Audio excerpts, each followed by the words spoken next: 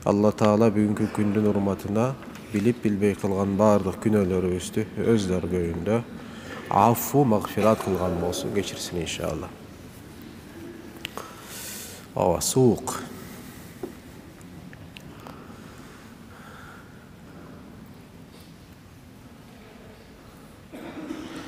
Жайдын эң ысык маалы жана кыштын эң суук мезгили тозоктун дем бергени деп айтылат да. Тозок Алла Таала кайрылат экен: "Я Rabbi, içimde эки нерсе бар. İçimde эки нерсе бар, бири-бирөөнү жеп атат" дейт экен. "Мага уруксат бер, демимди чыгарайын" дейт. Ошондо Алла Таала эки жолу уруксат берет экен тозокко. Бир жайкы мезгилде, бир кышта. Жайкы мезгилде дем чыгарган учурда баягы ысыктын, жайдын ысыгы, кыш мезгилде ошол суук, азыркы сыяктуу чилденин суугу бул ошол тозоктун дем бергени болуп эсептелет. Бул учурларда адам баласы тозоктун азабынан Алла Тааладан пана тилеш керек, жардам сураш керек. Башка момун мусулман бир туугандар дагы унутпаш керек. Азыркы учурда көмүрү бар болгон бар, көмүрү жок болгон да бар. Отуну бар болгондор бар, отуну жоктору бар. Газга тыйыны болгон бар, газга тыйыны жок болгон бар.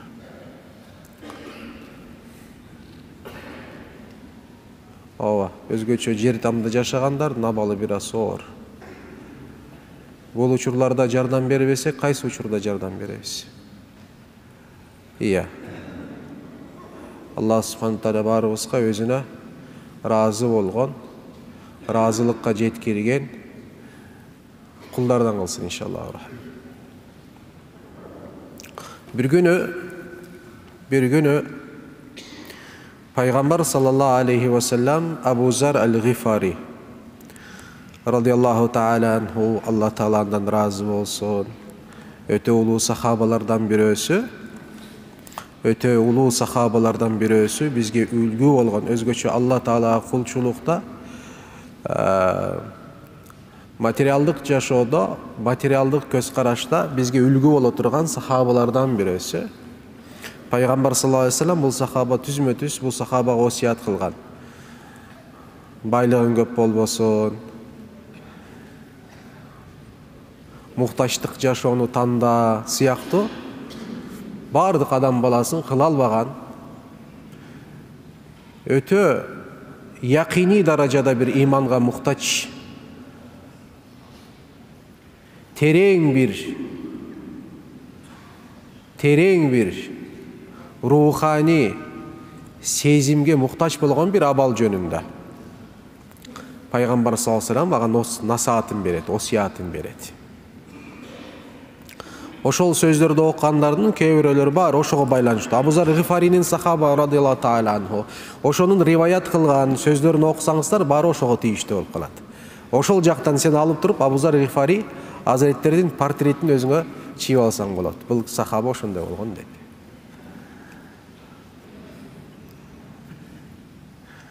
Аябай кыйналган учурда дүйнөдө бул кең дүйнө батпай калган, бул дүйнөгө батпай калган учурда, эч нерседен рахаттык албай калган учурда Абу Зар Гифарини окуңуздар. Ооба. Бул сахабанын өмүр баянын окуңуздар. Бул сахабанын риваят кылган хадистерди окуңуздар. Ошол заматта кой берет. Ошол заматта кой берет. Dinlep görüngsüzler inşallah. Abu Zar Gıfari. Ruviya an Resulillahi sallallahu aleyhi ve sellem ennehu kâle li Ebi Zerril Gıfari radıyallahu ta'ala anhu, Peygamber sallallahu aleyhi ve sellem Abu Zar Gıfari'ge mınday dep aytkan eken. Ya Aba Zerrin. Ey Abu Zar. Abu Zar'ın özünün adı Cundub ibn Cunada. Kunyası Abu Zar. Ya Aba Zer. Ey Abu Zar. Ceddidis sefinete. Kemengdi oңдоп жаңыдан эмне кылып чык, оңдоп тазалап чыккының дейт. Ceddidis sefinete. Kemengdi. Fa innal bahra amikun. Antkeni deniz aябай эле терең. Wa khudhi zada kamilan. Azıqты толугу менен камдап кой. Fa inna safara ba'idun. Antkeni sapar aябай узакка созулат. Wa khaffifil himla. Жүгүңдү аз кыл. Fa innal aqabata ka'udun. Antkeni çoku aябай эле бийикте. Wa akhlisil amala. Amalыңды ихластуу кыл. Fa inna naqida basirun. Antkeni жакшы жаманды көрүп жаткан Аллаху субхanahu wa taala ар бир кылган ишиңе эмне ишиңен кабардар дейт. Эми ачыктайбыз. Маселе эмне жөнүндө сөз кетип атат? Кайсы кеме, кайсы деңиз, эмне жүк, эмне сапар деген маселе. Бул жерде урматтуу бир туугандар, Пайгамбар саллаллаху алейхи ва саллям Абу Зар Гифариге эмне дегиси келип атат? Эй Абу Зар, биз бул дүйнөдө сапардабыз. Биздин бара турган жерибиз бар. Бир максатыбыз бар. Биз бул жашоого мусафир болуп келдик.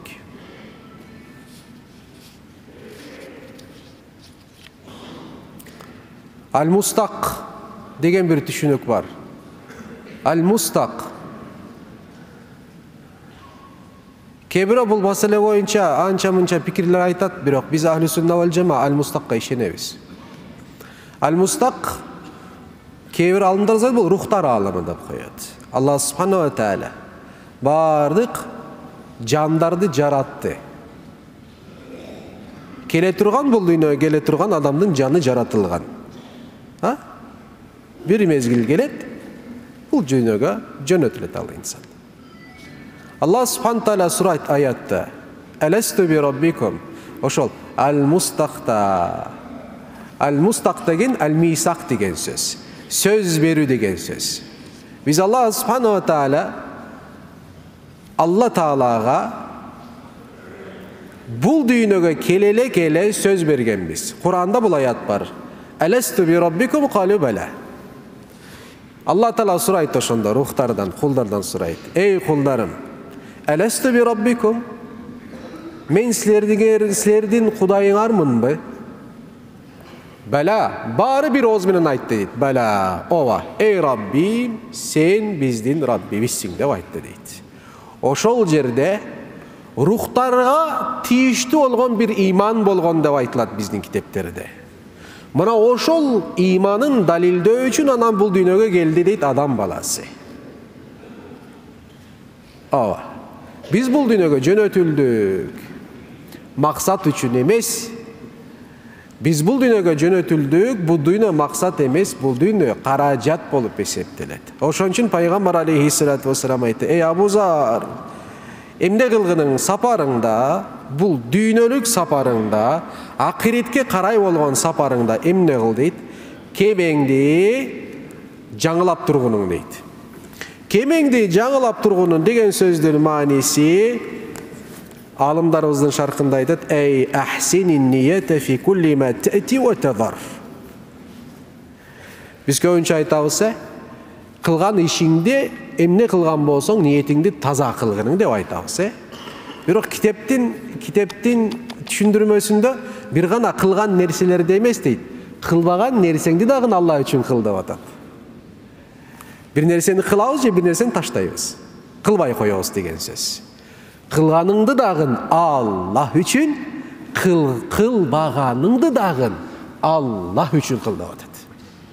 Сонун нерсе. Жаддиди сафината деген сөздүн мааниси эмне экенин туугандарым? Эмне кылсаң бир гана халис Алла Тааланын ыраазылыгы үчүн кыласың. Эмнени кылбай койсоң, таштап койсоң, аны дагы ким үчүн кыласың?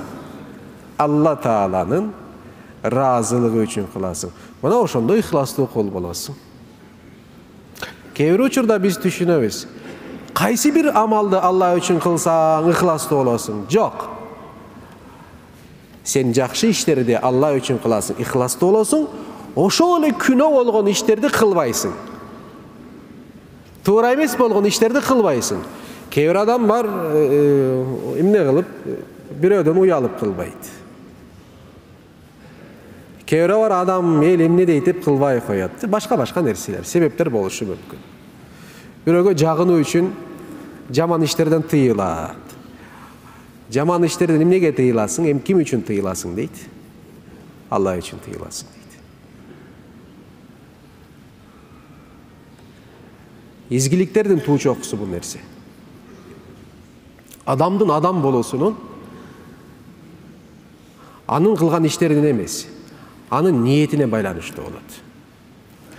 Ниеттин маанилүүлүгү ошончолук чоң. Hazreti Omar radıyallahu taala anhu, Abu Musa al-Ash'ari Hazretlerге бир жерге жөнөтөт десең, губернатор болосуң, Abu Musa al-Ash'арини жиберет да ошо кат жөнөтөт. Катында айтат: "Эй Абу Муса, билгиниң, мен халасат ниетуху кафаху Аллаху ма бейнаху ва бейнан нас." Сен тиякта барып мусулмандарды башкарам деп жаткан учурда Алланын кулдарынын үстүндө бир жетекчи болуп жөнөтүлдүң сен ошол жерге. Жетекчиликти аткарып жаткан учурда ошол жердеги инсандардын ыраазылыгын көздөбө. Алардын патхалим иштеринен, пахтакорлордун пахтасынан, түшүнүктүбү? Аларды көздөбө. Критиктердин критикасын эмне кылба, кулак салба. Сенин маселең эмне? Халасат ниет. Сенин ниетиң таптаза болсо, Алла үчүн. Ошондо эмне болот? Ошондо баягы сен менен инсандардын ортосундагы болгон маселелерге Алла субхана ва таала жетиштүү болот дейт. Ошол үчүн кээ бир алымдарыбыздын бир сөзү бар. Азыркы учурда дейт, мусулмандардын саны көп, бирок сапаты аз деген сөздөр айтылат. Количествосы жакшы, бирок сапаты өтө начар деп айтат. Ошол сөз айтылган учурда эмнеге басым жасашат? Ошол жүрөгүндөгү ниет маселесине. Ооба. Жүрөктөгү ниет маселеси.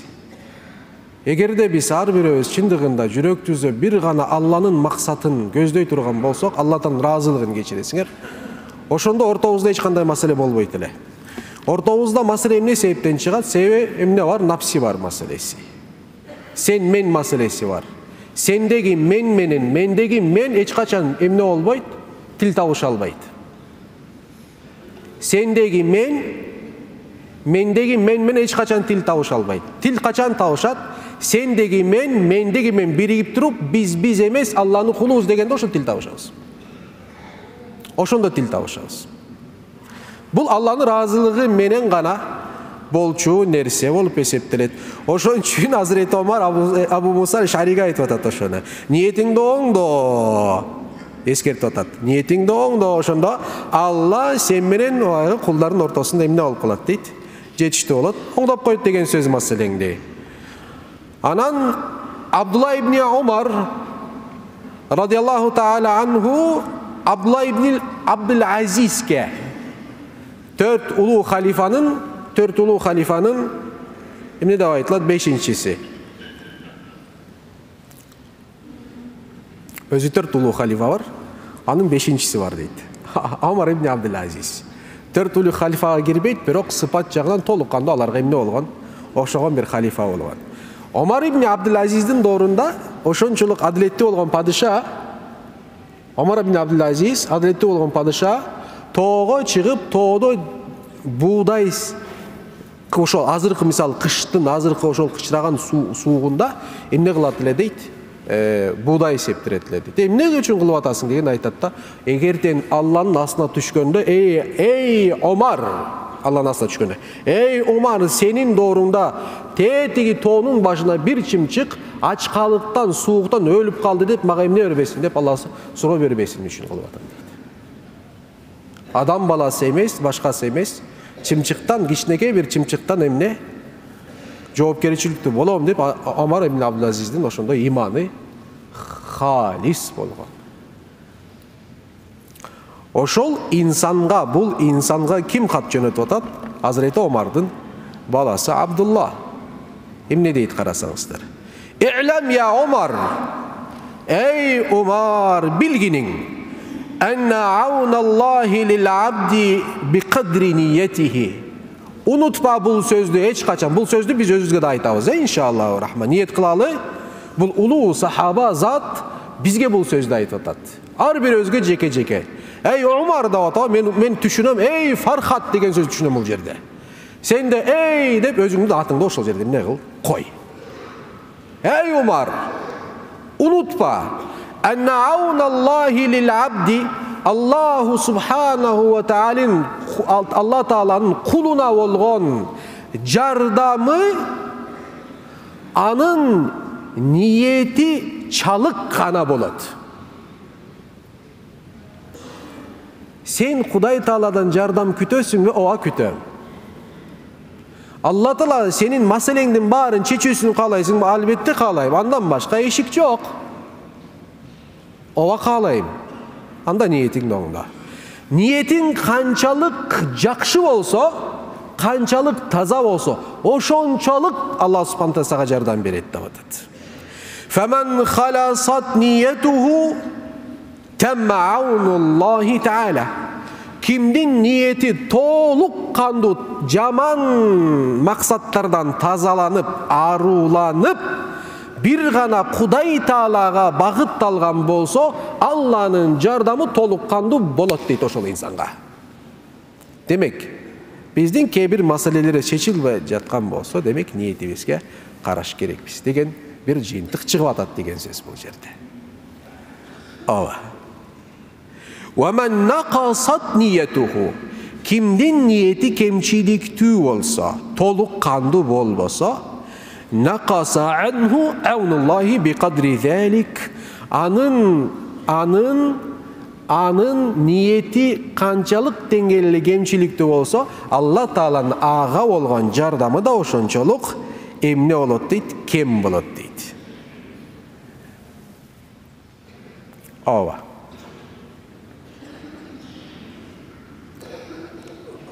Maselenin bari жүрөгүбүздөгү ниет тугандар. Maseленин баары амалдын көптүгүндө эмес.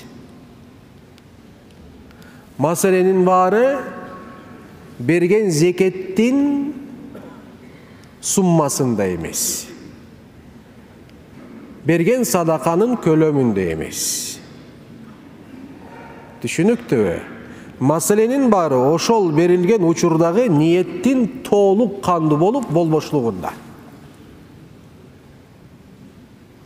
Ошол себептен адам баласы ниетине көбүрөөк амал кылыш керек. Шайтан алейхилана амалга зыян бербейт. Амалдын максатына зыян берет. Чыктың, эртең менен чыктың, жакшы бир ниет менен кетип баратасың, ниет кылдың, бир инсан менен эмне кылам мен, элдешем деп сөз бердиң өзүңө. Ооба, бирөөнүн ортодо бир маселе бар. Айттың болбойт, пайгамбарыбыз айтты, 3 күндөн көп ашыкча болбойт, ашыкча 3 күнгө чейин тарынып жүрсөң болот экен, 3 күн уруксат экен. 3 күндөн кийин тиги да арамда, бул да арамда. Жок, мен арам кылгым келбейт. Мен барып тиги адам менен эмне кылам? Бул пайгамбар айтты. Өзүмөн эмне Менде де кемчилик бар, тигинде де кемчилик. Карабай эле коеюн, барайын иншалла. Мен элдешейин деп көчөдө кетип баратканда, жакындаган учурда шайтан алейла эмне кылат? Сени адаштырганга аракет кылат. Эмне кыласың сага моундай, тигиндей, моун иштерди кылды. Бул тигиндей инсан, моундай инсан деп ичиңден эмне кыласың? Ниетиңди өзгөртүп, өлүп кетсин деп кайрылып кетип каласың. Болду. Кур калдың жакшы амалдан. Ниетиң өзгөргөндүгү үчүн. Ошол себептен хадисте улантып атат.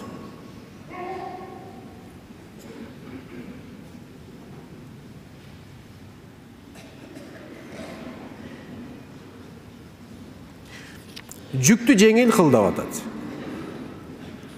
Жүктү жеңил кылгының анткени чоку аябай бийиктикте. Жүгүң оор болсо, тоого тырманыш ошончолук кыйын болот. Жеңил кылгының дейт. Максатың ошол жерге жетиш. Ошон үчүн жүгүңдү эмне кыл дейт? Жеңил кылгының деп айтат. Ошондо башка бир хадисте буга жооп беретинде бир хадис келет. Бир күнү Азирети Пайгамбар саллаллаху алейхи ва саллям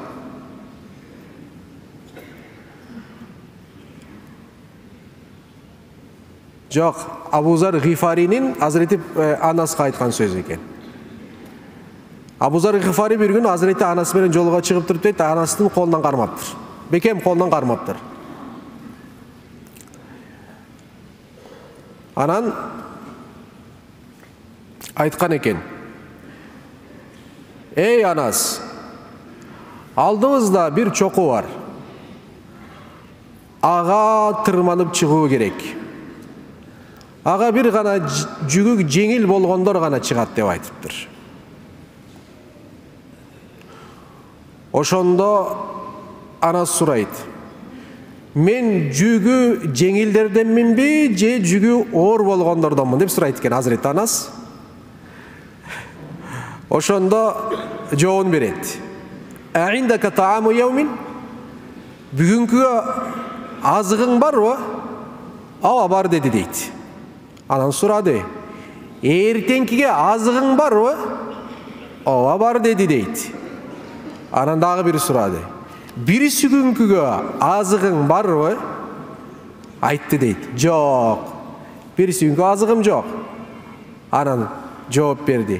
Эгер биринчи күнгүгө азыгың боло турган болсо, анда сен жүгү жеңилдерден эмес, жүгү оорлордон болот элең деп айтат дейт.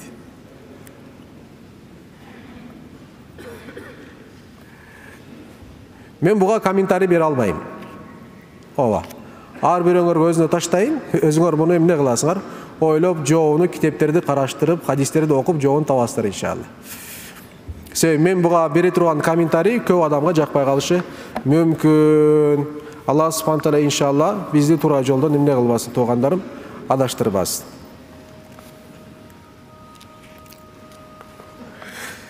Ошон үчүн жакшы бир сөз бар дейт. Fardun alen nasi en yatubu lakin tarka zunubi aujabu. Kılgan günöler bir jük bolat. Ошол кылган күнөөлөр бир жүк. Бул жүктөн кутулуу зарыл.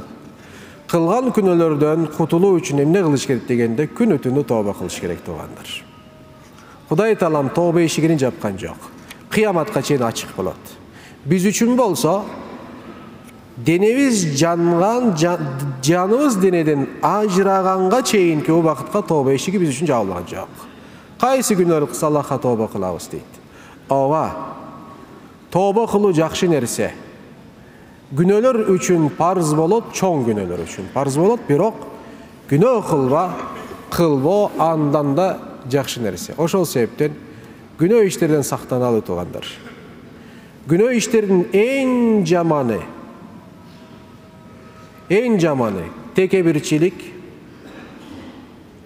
көрө албастык, жалган сүйлөө, гыйбат кылуу. Азыркы учурдун бул 4 күнөөсү эң актуальный биз үчүн. Себеби барыбызда бул нерсе Кудай сактасын бар. Гыйбатты гыйбат болбосун деп баштайбыз.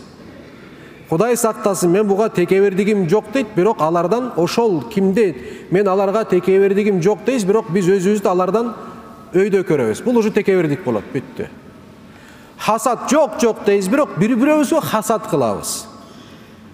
Көрө албайбыз бири-бирибизди. Колубузда биште бир жакшылык болгон болсо хасат кылабыз. Булардан арылалы иншалла. Бул биздин коомдун эң жаман коомду чирите турган бир сыпаттар болот. Булардан арылалы иншаллаху рахман. Арылуунун тек гана жолу бар. Азирети Мухаммад Мустафа саллаллаху алейхи ва салламдын ички жана сырткы сүннөтүнө бекем кармануу. Пайгамбарыбыздын ички жан дүйнөсүнө тийиштүү болгон сүннөтүнө жана сырткы болгон жашоосуна, дене келбетине, кыскачасы заваид болгон сүннөттөр деп коебуз. Буларга да бекем болуу иншаллаху рахман. Берекеге алып келет, Кудай Тааланын таква кулдарына да жеткирет иншалла. Субхана раббика раббил иzzati amma yasifun. Ve selamun alel murselin. Elhamdülillahi rabbil alamin ve rahmetike ya erhamer rahimin.